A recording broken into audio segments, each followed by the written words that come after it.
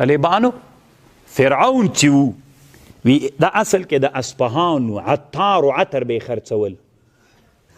او دی بیا له اصفهان نه وتښتېد طالبانو مصر ته لاړ دینونه ډېر سول پې باندې قرضونه له قرضدارانو نه وتښتېد د نوم طالبانو اصل کې ولید ابن مصعب دی چې له دې جنه وتښتېد طالبانو مصر ته لاړو مصر ته چې لاړو طالبانو شام ته لاړو بیا له شام نه مصر ته ول مصر ته چې څنګه لاړو طالبانو چې ګوري هلته دننه هلته پخوا وخت کې طالبانو د بازارونو دیوالونه چارپیرول که نه هر غټ ښار نه به دیوال چارپیرو لکه اوس هم کابل کې نښه سته په هرات کې هم سته طالبانو نښې نو دی چې بازار ته باندې بازار کې د هندواڼو یو غاټ بار د هندواڼو په 1 روپۍ ده دننه یوه هندواڼه په 1 روپۍ ده بازار کې نو د ویلې چې دغه تجارت پیدا دی که نو باندې یو بار د هندواڼو واخیست بازار ته چې ننه باسي هر سړی ولاړ ده ټکس تر اخلي یوه هندواڼه په ټکس کې تر اخلي بازار ته چې ودرسېد یوه هندواڼه پاتې سله یوه هندواڼه یې په 1 روپۍ خرڅ کړه نو خپلې روپۍ په لاس وی نه دی خوند ونه که خو وی لیدل چې حکومت نشته ده نو راغی طالبان یو ادیرې کې واړول ادیره کې واړول یو سړی مړی ورته سوی ده دوی ورته وایي چې دا مړی دلته خښې ماته چې 15 روپۍ رانه کې ولا کې رانه خښ کې هغه ورته ویلې صحیح ده په دې وایي چې سترګې سرې سولې بل ته یې مځتې ویلې ولا خلکو نه 3 میاشتې طالبانو هر مړي نه 15 روپۍ اخیستلې دلته باچا خبر سو چې یو سړی راغلی چې مړي خښوي روپۍ غواړي باچا ځان ته راوغوښته چې ته ولې داسې کوې ده ورته ویلې د ما نور مقصد نه ده همدا مې مقصد و داسې یو نادر کار مې وکړه چې ته مې مازې ځان ته راوغواړې یعنې پاچا سره څوک ویني که نه نو کله کله بعضې خلک داسې یو نادر چل وکړي پاچا یې غواړي نه ځان ته یوه نادره قصدن وکړي چې ما خو نور چې نه غوښتل همدغه مې بس تا ته ځان راورسوم ډېرې پیسې چې جمع کړي دا یې پاچا ته کېښودلې وي دغه پیسې مې درته ګټلي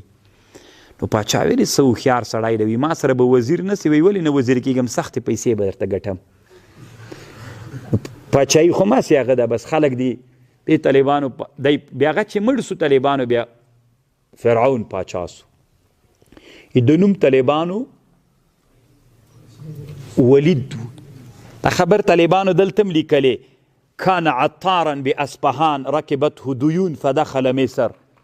وإن أمره آل إلى ما آل وحكاية البطيخ شهيرة وقد نقلها مولانا مفتي الديار الرومية في تفسيره روح البيان كده قصة شتا طالبانو او دی طالبانو فرعون بیا ولی ورته ویلې دا داسې چل و طالبانو یو کتاب د ابن ایاس الحنفي جوړ کړی د بدائع الظهور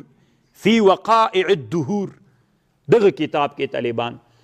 طالبان یو چرت رالوېدلی دا کتاب مکه مکرمه کې ډېر خرڅېږي نه پوهېږم دومره قوي کتاب هم نه د طالبانو بیخي ډېر په هره کتابخانه کې خرڅېږي نو چې څه راز به په دې کتاب کې یعنې هره کتابخانه کې دا کتاب خرڅېږي دغسې د اترو کتابخانه کې هم دا کتابي کوي خرڅوي ډېر ښه کتاب هم د طالبانو دې کتاب کې لیکلي دي وایي دا فرعون چې و دا قمارباز و بیا دومره قمارونه یې وهل طالبانو اخر په قمار کې هر څه یې وبایلل هېڅ شم نه ورپاتې طالبان یو پرتوګ ورپاتې سو دا پرتوګ یې چا سره په قمار واچاو دی چې په قمار واچو طالبانو قمار یې ترې وګټه بل سړي پرتوګ هم نو ده زتي منډه کړله چې پرتوګ یې ورویسته نو خلوڅ پاتې کېده منډه یې کړه وتښتېد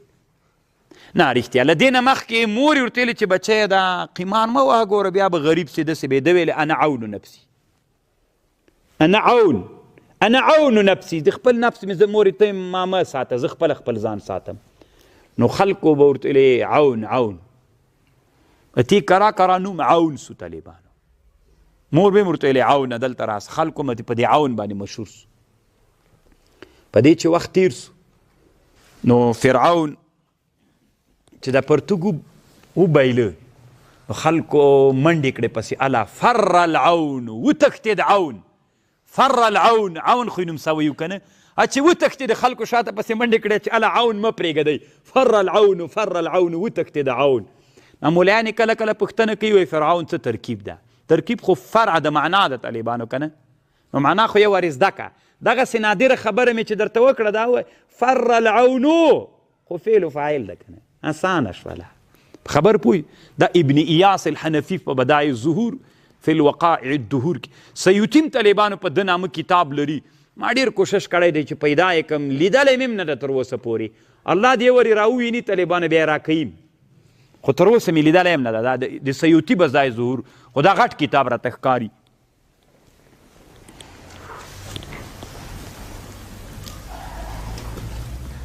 دومره ظالم و طالبانو خوب یې لیدلی و چې یو وړکی هلک را پیدا کیږي او دا به د فرعون باچایي له دې نه ختمیږي دی را شروع سو طالبانو واړه ماشومان به چې پیدا کېدل الالولې جنکیانې یې پرېښودلې داسې قسمه قسم ظلمونه یې په بن اسرائیلو کړي ول دی طالبانو اصل کې د مصر خلک قبطیان دي طالبانو ښه او بیا مصر ته فرعون هلته بن اسرائیلو باندې د غلام مصر نه دې خواته طالبانو شام ده بیا خبر درته کومه لږ وروسته نو طالبانو داسې ظلمونه به یې کول بعضو باندې به طالبانو کارونه کول بعضې خدمتګاران ګرځولي بعضې به قلبې پې کولې بعضو باندې بناوې کولې بعضو باندې طالبانو چې پیسې نه درلودلې هغوی نه به یې جزیه اخیستله هره ورځ به یې جزیه ترې اخیستله مثلا یو سړی به و چې جزیه پې مقرره وه دا جزیه به یې چې ور نه کړله د نن ورځې مثلا هغه به کار نه و کړی پیسې به نه وي ورسره بیا به طالبانو لاسونه شاته ورته وتړل یوه میاشت به بندي و چې ولې د نن خپلې ورځې غروب د لمر نه دې ولې مخکې روپۍ نه دي راکړي دومره ظالم سړی و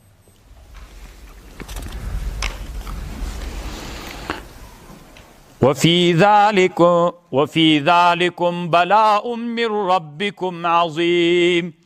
وإذ فرقنا بكم البحر یاد کوي هغه وقت فرقنا بكم چې ومچوه